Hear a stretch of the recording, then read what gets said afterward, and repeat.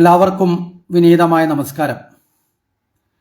കൊല്ലം പൂരവുമായി ബന്ധപ്പെട്ട് ആ പൂരത്തിൽ നവോത്ഥാന നായകന്മാരുടെ കൂട്ടത്തിൽ ഡോക്ടർ കേശവ ബൽറാം ഹെഡ്ഗേവാറിൻ്റെ ചിത്രം ഉയർത്തി എന്നത് വലിയ ഒരു അപരാധം പോലെ, വിവാദം പോലെ കേരളത്തിലെ മാധ്യമങ്ങളും ചില ഹിന്ദു വിരുദ്ധ രാഷ്ട്രീയ പ്രസ്ഥാനങ്ങളും പ്രചരിപ്പിച്ചുകൊണ്ടിരിക്കുകയാണ്. ഇവിടെ ബഹുമാനപ്പെട്ട ഹൈക്കോടതിയുടെ ഉത്തരവ് നിലനിൽക്കുന്നുണ്ട് എന്നും അതിനെ ലംഘിച്ചു എന്നും ഒക്കെ പറഞ്ഞുകൊണ്ടാണ് സാധാരണക്കാരായ ജനങ്ങളുടെ മുന്നിൽ എന്തോ ചെയ്യാൻ പാടില്ലാത്ത അരുതായ കർമ്മം ചെയ്തു എന്ന നിലയിലുള്ള വളരെ വ്യാജമായ ഒരു പ്രചരണം ശക്തമായി പറയുകയാണ്. ഇവിടെ പലപ്പോഴും നമ്മൾ കേട്ടിട്ടുള്ള ഒരു നാടൻ ചൊല്ലുണ്ട്, അസത്യം പലതവണ ആവർത്തിക്കുമ്പോൾ അത് സത്യമായി മാറും എന്നൊരു ചൊല്ലുണ്ട്.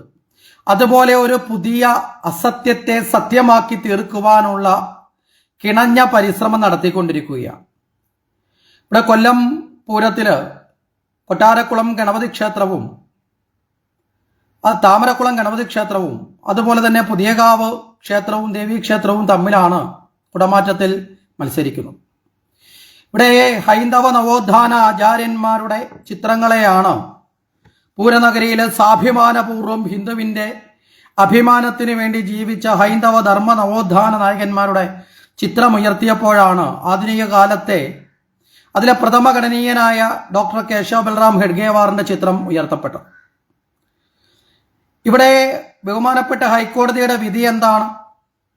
രാഷ്ട്രീയ പാർട്ടികളുടെ പ്രചരണത്തിനോ രാഷ്ട്രീയ പാർട്ടികളുടെ ചിഹ്നങ്ങളോ ഉയർത്താൻ പാടില്ല, പ്രചരിപ്പിക്കാൻ പാടില്ല. ഇവിടെ ഡോക്ടർ കേശവ ബൽറാം ഹെഡ്ഗേവാർ ഒരു രാഷ്ട്രീയ പാർട്ടിയുടെയും പ്രതിനിധിയായി തൻ്റെ ജീവിതകാലത്ത് ജീവിച്ചിരുന്ന ആളല്ല എന്ന് ആദ്യം ഈ വിഡ്ഢി കുഷ്മാണ്ഡങ്ങൾ തിരിച്ചറിയണം. 1925 രാഷ്ട്രീയ സ്വയംസേവക സംഘം എന്ന സംഘടനയ്ക്ക് രൂപം കൊടുത്തത് ഒരു ദേശീയ പ്രസ്ഥാനം എന്നുള്ള നിലയിൽ ഹിന്ദു ധർമ്മത്തെ ജാഗരണം നടത്തിക്കൊണ്ട് മുന്നോട്ട് പോകുന്ന ഒരു നവോത്ഥാന സംഘടന എന്ന നിലയിലാണ്. അവിടെ ജാതി മത ചിന്തകൾക്ക് അതീതമായ ഒരു ഭാരത സംസ്കാരത്തെ ഹൃദയത്തിലേറ്റിയ ഭാരത മാതാവിനെ സ്വന്തം ജന്മഭൂമിയായി കാണുന്ന, മാതൃഭൂമിയായി കാണുന്ന, ഈ നാടിൻ്റെ പൈതൃകത്തെ അംഗീകരിക്കുന്ന ജനതയുടെ ഐക്യഭാവത്തെ സൃഷ്ടിക്കുവാനാണ് രാഷ്ട്രീയ സ്വയംസേവക സംഘത്തിന് ജന്മം കൊടുത്തത്. 1940 അദ്ദേഹം നമ്മെ വിട്ട് പിരിയുകയും ചെയ്തു. ഇന്ന് നമ്മൾ കാണുന്ന രാഷ്ട്രീയ പാർട്ടികളെല്ലാം രൂപപ്പെട്ടത് 1947 ശേഷമാണ്.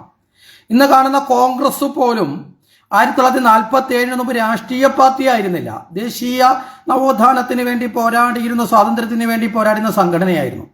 പിന്നീട് അതിനെ പിരിച്ചുവിടണമെന്ന ഗാന്ധിജിയുടെ ആഹ്വാനത്തെ പോലും തള്ളിക്കൊണ്ടാണ് അതിനെ ഹിജഡവൽക്കരിച്ച് രാഷ്ട്രീയ പ്രസ്ഥാനമാക്കി ആ ഒരു സ്വാതന്ത്ര്യ സമരത്തിൻ്റെ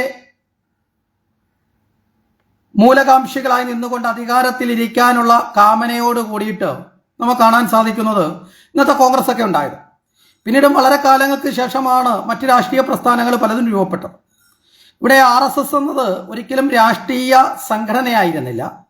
ഡോക്ടർ കേശവ ബൽറാം ഹെഡ്ഗേവാർ ഒരു രാഷ്ട്രീയ സംഘടനയുടെ മെമ്പർഷിപ്പിൽ പ്രവർത്തിച്ചിരുന്ന ആളായിരുന്നില്ല. അങ്ങനെ ഒരു രാഷ്ട്രീയം പറയണമെങ്കിൽ അദ്ദേഹം RSSന്റെ സ്ഥാപനത്തിനു മുമ്പ് അന്ന് ദേശീയധാരയിൽ സ്വാതന്ത്ര്യ സമരത്തിന് വേണ്ടി പ്രവർത്തിച്ചിരുന്ന കോൺഗ്രസിന്റെ പ്രവർത്തകനായിരുന്നു. പക്ഷെ അത് രാഷ്ട്രീയ പ്രസ്ഥാനം എന്ന നിലയിലല്ല. അപ്പോൾ യഥാർത്ഥത്തിൽ ഡോക്ടർ കേശവ ബൽറാം ഹെഡ്ഗേവാർ ഒരു രാഷ്ട്രീയ പാർട്ടിയുടെ നേതാവായിട്ടല്ല അറിയപ്പെടുന്നത്.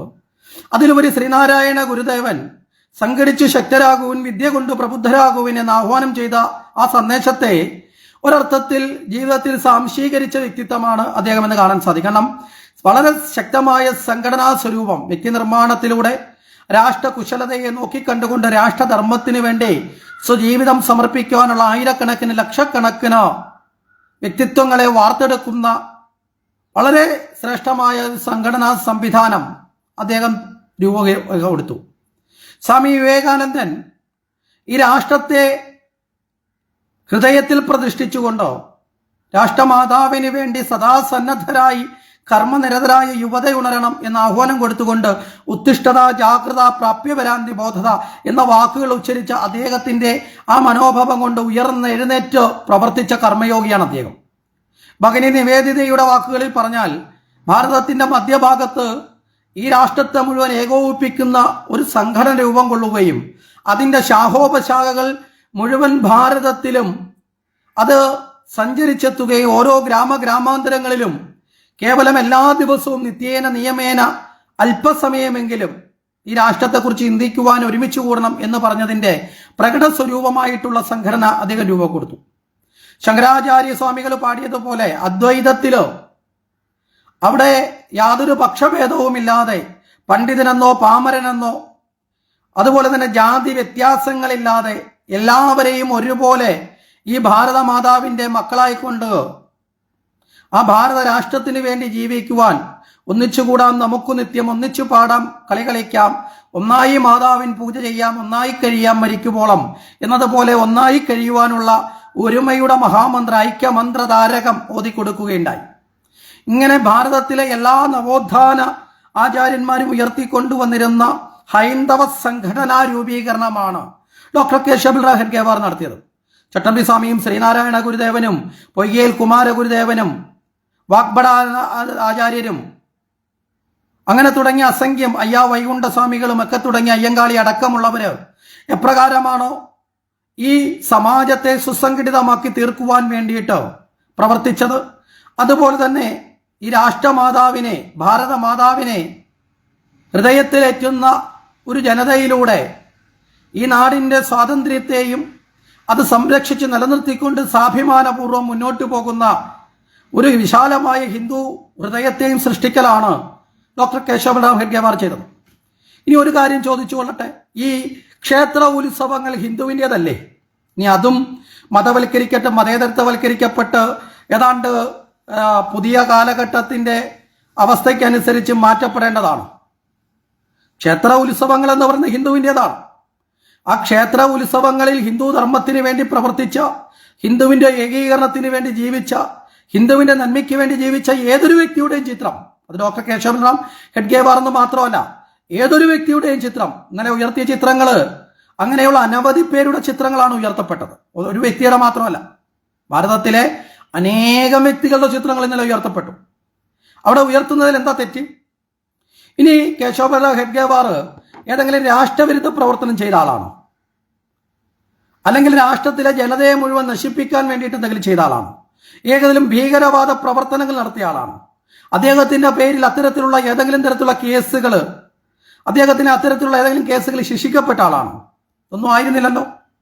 അദ്ദേഹം ഈ ഭാരതത്തിന് വേണ്ടിയിട്ട് ഒരുപക്ഷെ അതിൻ്റെ മുകുളങ്ങളിലൂടെ കിളിർത്തു വന്ന പ്രസ്ഥാനങ്ങളിൽ നിന്ന് ഭാരതത്തിൻ്റെ സർവ്വമേഖലകളിലും ആധിപത്യം സ്ഥാപിച്ചുകൊണ്ട് ഗ്രാമാന്തരങ്ങളിൽ സേവാ പ്രവർത്തനങ്ങളിലൂടെയും വനവാസി ആദിവാസി മേഖലകളിൽ വനവാസി കല്യാണാശ്രമവും സേവാഭാരതിയും അങ്ങനെ ആഗോളത്തിൽ മൊത്തത്തിൽ നോക്കുമ്പം ഭാരതത്തിൽ എന്നല്ല ലോകത്തിൽ തന്നെ ഏറ്റവും ശ്രേഷ്ഠമായ ഒരു ഓർഗനൈസേഷനായി മാറിയിരിക്കുന്ന ഒരു മഹത്തായ പ്രസ്ഥാനത്തിന് ബീജാപാപം ചെയ്ത ഒരു നവഭഗീരഥൻ, ആധുനിക ഹിന്ദുത്വത്തിന്റെ കരുത്തുറ്റ പഠനായകൻ അല്ലെങ്കിൽ അതിന്റെ ഋഷി എന്നൊക്കെ പ്രകീർത്തിക്കാവുന്ന ഡോക്ടർ ഹെഡ്ഗേവാറിന്റെ ചിത്രം കൊല്ലം പൂരത്തിലെന്നല്ല, ഇനി ഈ കേരളത്തിലുള്ള എല്ലാ രംഗങ്ങളിലും ആ ചിത്രങ്ങൾ ഉയർത്തപ്പെടും. അത് രാഷ്ട്രീയ പ്രസ്ഥാനത്തിന്റെ നായകൻ എന്ന നിലയിലല്ല, അത് ദേശാഭിമാനപൂർവ്വം ഉണർത്തുന്ന, രാഷ്ട്രബോധം ഉണർത്തുന്ന ഒരു ദേശാഭിമാനിയുടെ, ഹിന്ദു ധർമ്മ പ്രചാരണത്തിന് വേണ്ടിയിട്ട് ജീവിതം സമർപ്പിച്ച ഒരു യോഗിയുടെ ജീവിതത്തിന്റെ മഹത്വത്തിന് വേണ്ടി ചെയ്യുന്ന ശ്രദ്ധാഞ്ജലിയാണ്, അശ്രുപൂജയാണ്. അത് ഇനിയും ഉയരും. അതിനെ തെറ്റായി വ്യാഖ്യാനിച്ച് രാഷ്ട്രീയ പാർട്ടികളെ, രാഷ്ട്രീയ കൊടികളൊന്നും ഉപയോഗിക്കരുതെന്ന് പറഞ്ഞതുപോലെ ഇത് രാഷ്ട്രീയമല്ല ഹേ മാധ്യമങ്ങളെ, ഇത് സാംസ്കാരിക ധാർമ്മിക മുന്നേറ്റമാണ് എന്ന് തിരിച്ചറിയുക. തെറ്റിദ്ധരിപ്പിക്കാൻ നടക്കും നിങ്ങൾക്ക് എൻ്റെ നമോവാകം.